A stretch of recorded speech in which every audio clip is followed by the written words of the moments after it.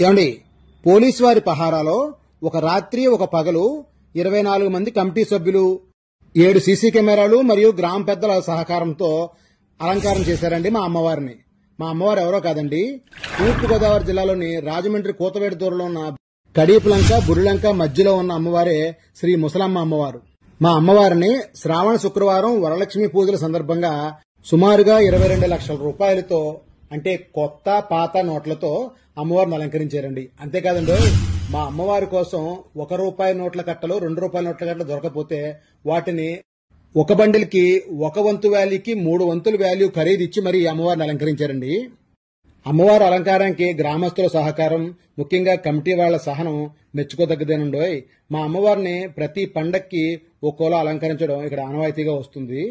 అమ్మవారి అలంకారం అయితే సుమారుగా 3 రోజుల పాటు భక్తుల సందర్శనార్థం ఉంచుతారండి. అవకాశం ఉన్నవారు దర్శనం చేసుకోండి. అవకాశం లేనివారు మన వీడియో చూసిన వారు వేరే వాళ్లకు షేర్ చేసి ఆ దర్శన భాగ్యం కల్పించండి.